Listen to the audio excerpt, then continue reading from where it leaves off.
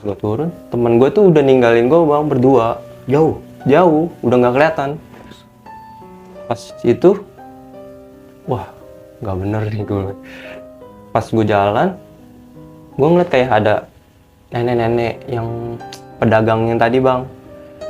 Gue panggil kan, bu, gue agak kejar tuh bang. Pas gue udah deket nih dari dia, nenek-nenek itu hilang bang. Tapi pas sebelum gue nyampe situ kan namanya udah gelap ya, cuma pakai senter HP gitu doang. Gue ngeliat kan di tempat sajian itu ada kayak kayu gitu ya, tempat duduk gitu. Gue ngeliat ada sosok kuntilanak bang. Belakangin gue dan kakinya tuh lagi ngayun-ngayun, tapi nggak terlalu jelas. Maksudnya kayak putih, ngayun-ngayun kakinya gitu. Assalamualaikum warahmatullahi wabarakatuh. Balik lagi di channel Gelap Malam Story dan masih bersama gua Bang Dul. Nah, gue juga mau ngucapin juga nih selamat menunaikan ibadah puasa 1444 Hijriah buat teman-teman semua. Semoga teman-teman semua puasanya nih dari awal sampai akhir biar pol dan menuju ke hari kemenangan yaitu hari Idul Fitri. Nah, pada kesempatan malam hari ini gue telah kedatangan salah satu narasumber yang pastinya akan menceritakan kisah kejadian horornya waktu dia melakukan pendakian di salah satu gunung di sekitaran Bogor, yaitu Gunung Munara. Langsung aja kita berkenalan dengan narasumbernya. Assalamualaikum Bang. Waalaikumsalam. Kalau boleh tahu nama siapa nih Bang? Iya, nama saya Hanif. Hanif. Ya. Bang Hanif punya channel YouTube juga ya? Oh iya betul. Kalau boleh tahu apa nama channel Bang? Nama channel gua Nip Story. Nip Story. Iya. Itu kalau boleh tahu tentang konten apa tuh? Sama kayak gini, kayak podcast horor. Podcast horor juga. Iya, betul. Oke. Ini yang mau dibawakan nih, Bang. Cerita tentang kejadian di mana nih? Kejadian ini sih di Gunung Munara ya, Bogor kalau abang tahu tuh, di nggak jauh dari Ciseeng lah. Oh, Gunung Munara. Ya, sebenarnya mah bukit tapi orang-orang situ bilangnya tuh gunung gitu. Oke, sip dulu Bang ya. Nah, buat teman-teman juga nih yang belum subscribe, langsung aja nih di subscribe dan aktifkan lonceng notifikasinya nih biar gue lebih semangat lagi ngedatangin narasumber dan bikin videonya. Tanpa berlama-lama lagi, langsung aja kita masuk ke ceritanya. Tetap di Gelap Malam Story.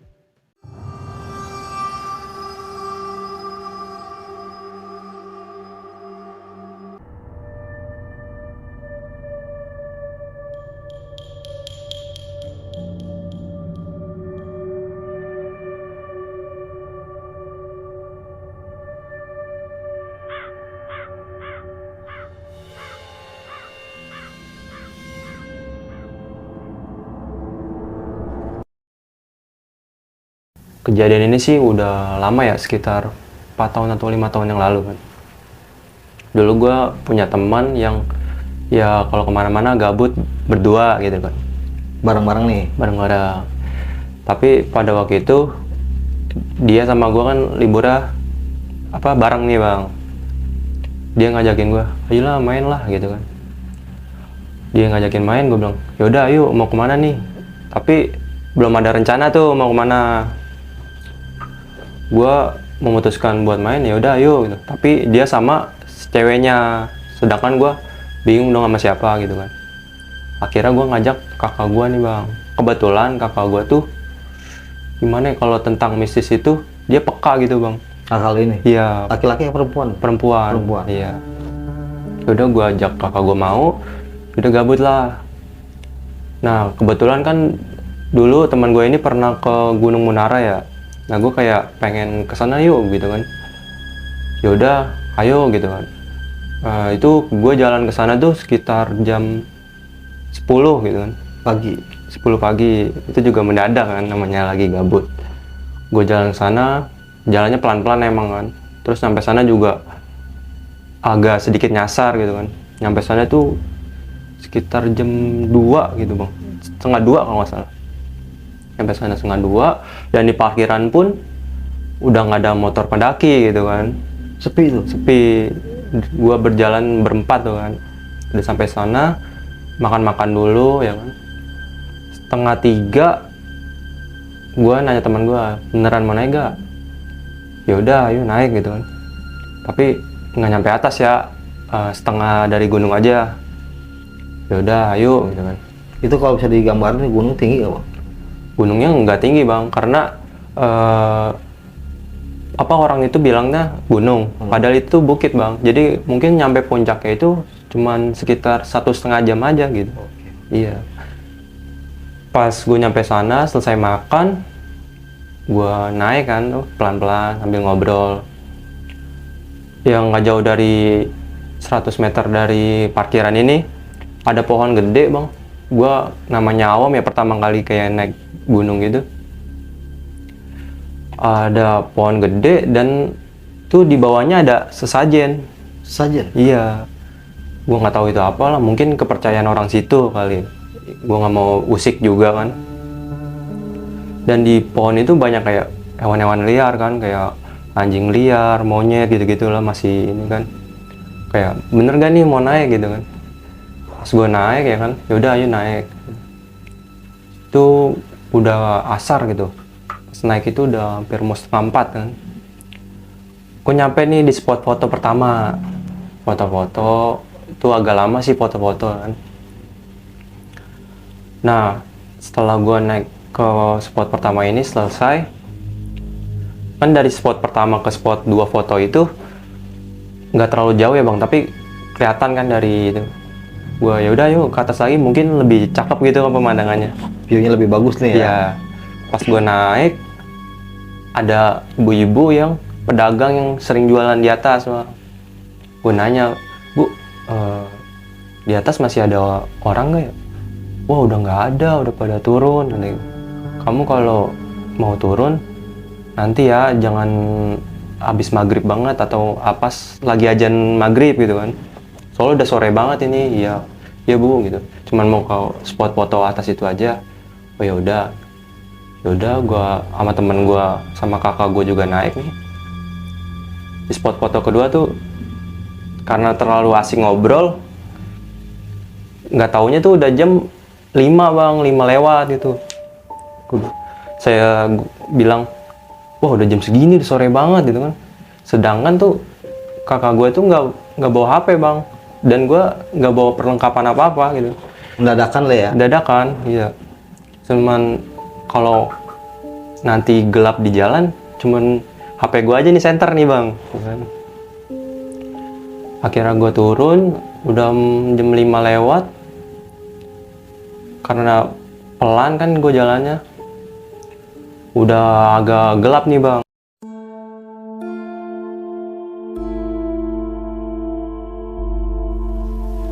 Kebetulan temen gue tuh sama si ceweknya ini jalannya tuh cepet banget, sedangkan gue nungguin kakak gue jalannya agak lama. Iya.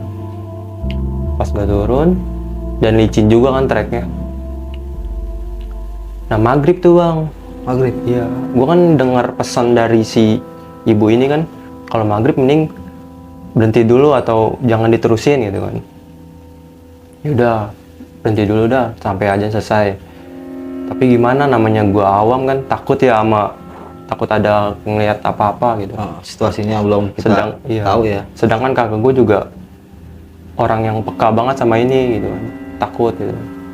Pas gue turun, temen gue tuh udah ninggalin gue bang berdua. Jauh, udah nggak kelihatan. Pas itu, wah, nggak bener nih gue. Pas gue jalan, gue ngeliat kayak ada nenek-nenek yang pedagang yang tadi bang. Gue panggil kan, Bu, gue agak kejar tuh bang. Pas gue udah deket nih dari dia, nenek-nenek itu hilang bang. Hilang? Iya. Gue langsung, astagfirullahaladzim, kayak diem dan langsung balik badan, ngomong sama kakak gue, lu ngeliat gak? Iya gue ngeliat. Kemana? Gitu kan, nggak tahu. Udah bener-bener kayak panik ya kan, harus gimana. Kira gue, yaudah ayo jalan aja gitu kan. Udah pas turun udah dikit lagi nih bang nyampe parkiran nih, mungkin masih 300-400 meter lagi lah. Gua turun, wah udah sampai yang pohon yang gede itu bang, yang gede tadi. Yang ada sesajennya ini nih. Iya. Tapi pas sebelum gue nyampe situ kan namanya udah gelap ya, cuma pakai senter HP gitu doang. Gue ngeliat kan di tempat sajian itu ada kayak kayu gitu ya, tempat duduk gitu. Gue ngeliat ada sosok kuntilanak bang. Di pohon itu? Iya, jadi ngebelakangin gue dan kakinya tuh lagi ngayun-ngayun. Tapi nggak terlalu jelas. Maksudnya kayak putih, ngayun-ngayun kakinya gitu bang. Kayak bekabut tapi dia? Iya. Pas gue itu ngeliat, astagfirullahaladzim ya, bener apa ya? Gue langsung buang muka kan, nggak mau terlalu mandangin dia gitu. Gue takut kakak gue yang kena gitu kan. Soalnya dia udah diem aja, udah kecapean. Ya udah dong gue bilang, udah jalan aja yuk lagi. Pas gue jalan, belum jauh dari pohon itu, kan gue udah lewat pohon ini nih, gak ada, dia udah gak ada. Pas gue udah lewat, kan gue sama kakak gue tuh, gue nggak tahu ternyata jarak sama kakak gue ini agak lumayan jauh bang. Elunya? Ya mungkin 10 langkah lah gitu. Pas gue nengok, kakak gue lagi melotot dan matanya tuh gimana sih bang pandangannya? Kosong. Terus nyengir.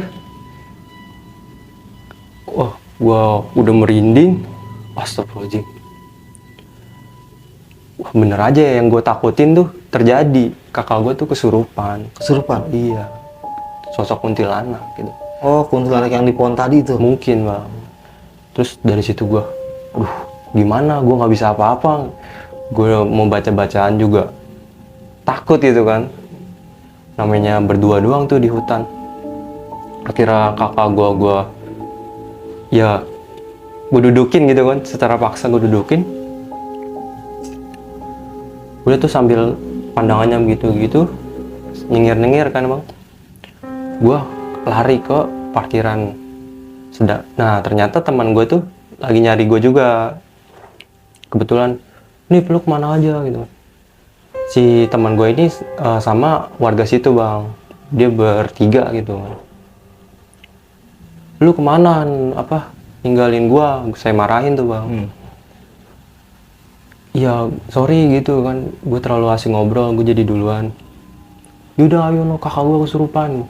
Ah serius lu, kata kakak teman gue gini. Berarti kakak lu tinggal nih di situ ya? Iya, ya? Karena gue nggak tahu caranya harus gimana ya kan. Itu nggak terlalu jauh bang, gue ninggalinnya. Yaudah ayo, samperin kakak lu. Gue samperin, lari. Kakak gue ini nggak ada di tempat itu bang. Nggak ada, hilang. Iya. Gue udah, anjing kemana ini? Kakak gue nggak ada. Gue udah nangis tuh bang. Akhirnya gue keinget yang kuntilanak duduk di pohon tadi yang deket sajian itu. Akhirnya sama warga situ juga gue nyari.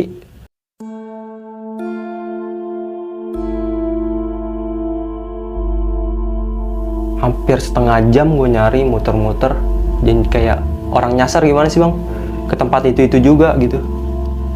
Akhirnya gue ketemu tuh sama pohon yang itu. Ternyata bener. Dia ada duduk, kakak gue nih, duduk di kayu yang tempat sajian itu. Pohon yang gede itu. Oh, yang kuntilanak tadi? Iya. Pas gue panggil, masih kesurupan, ketawa-ketawa. Hehehe, gitu. Dengan pandangan yang kosong. Wah, gimana nih? Kebetulan orang situ bisa bang. Orang situ bisa, kira diobatin kan, maksudnya dikeluarin gitu. Udah sadar, kakak gue pingsan kan, nggak bisa gimana-gimana. Kira gue gotong ke parkiran.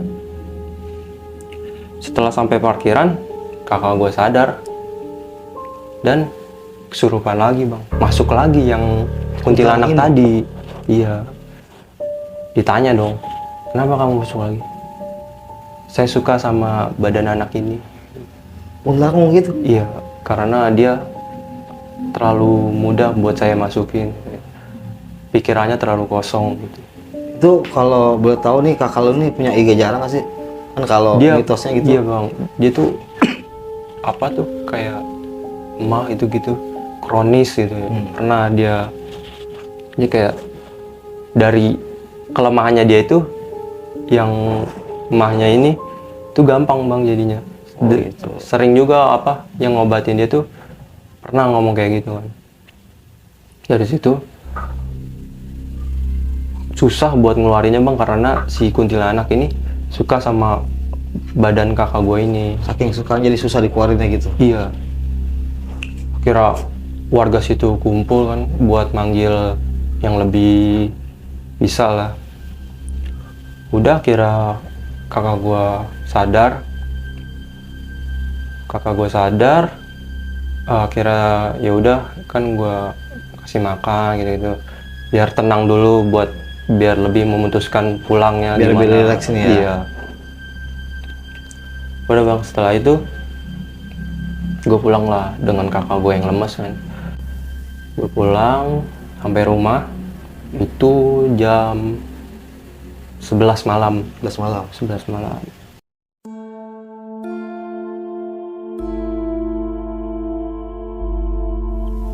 Nah terus pikiran kakak gue tuh masih kosong bang, masih kayak orang diem gitu. Kan kebetulan dulu tuh gue masih tidur sama kakak gue tuh masih sekamar gitu kan, karena nggak ada kamar lain. Ya udah dah, gue tidur. Setelah itu pas gue tidur kan sekitar jam 1 apa, gue udah tidur, suara berisik apa nih gitu. Pas gue bangun, kakak gue yang di samping gue lagi nari bang. Hah? Lagi nari. Lagi nari sendiri? Iya, dengan mata tertutup dan ketawa gitu, nari. Itu, wah, gue kaget kan, gue langsung manggil orang tua gue, ngebangunin orang tua gue. Kakak gue udah begitu kan, kaget juga tuh orang tua gue. Itu jam berapa? Jam satuan. Itu dia diri posisinya nari. Lagi nari kan, sambil merem gitu kan, ketawa. Gua ini gimana, nggak ada yang bisa di rumah gitu kan. Dan itu sampai jam 2 bang, gua udah bacain Yasin atau apa, cuman kayak kesel doang gitu, tapi nggak keluar. Ya. Nggak keluar. Berarti nih sosok kuntilanak yang situ ngikutin berarti dia sampai rumah? Bukan ternyata. Jadi tuh ternyata nih kakak gua tuh lagi ada masalah sebenarnya. Jadi tuh kakak gue kalau ada masalah tuh suka melamun, diem gitu kan. Jadi dia gampang masuk. Nah dari situ akhirnya, tapi setelah dia nari itu masuk lagi anak kecil, terus masuk lagi kayak macan gitu, garuk-garuk. Udah gue udah bingung, akhirnya gue manggil teman gue yang bisa bang. Kebetulan dia lagi main deket rumah gue. Maksudnya lingkungan rumah gue lah. Dia datang, pas dia datang tuh diobatin kan tuh. Ditanya-tanya nih yang nari siapa. Yang nari itu kayak apa sih, sosok wanita yang pakai kebaya hijau. Dia ngejelasin, dan si kakak gue ini juga ngomong gitu, itu pakai kebaya hijau gitu. Oh, kayak sinden gitu ya modelnya? Iya, kayak sinden gitu. Kayak sinden nari-nari gitu. Takut kan. Terus masuk lagi tuh anak kecil.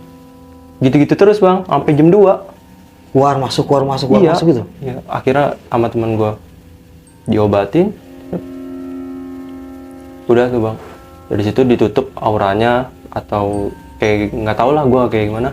Alhamdulillah tuh sampai sekarang nggak mudah gitu buat kemasukan atau kesurupan lagi gitu. Oh, jadi kemarin mungkin kayak mata batinnya kebuka kali gitu ya? Mungkin bang kayak gitu. Makanya gue ngajak dia ke gunung ini karena was-was juga kan, takut juga sebenarnya gitu kan.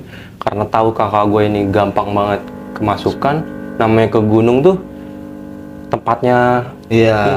Sedangkan tuh di Gunung Menara tuh ada petilasan juga bang, kayak dulu tuh apa gitu gue nggak ngerti, tapi ada gua tempat mungkin sejarahnya presiden pertama kita tuh bertapa di sana. Oh gitu. Iya. Konon ceritanya seperti itu gitu ya. Ada ceritanya seperti itu. Tapi di situ benar ada gua. ada gua ada. Dan ada tulisannya juga tempat bertapa Presiden Soekarno.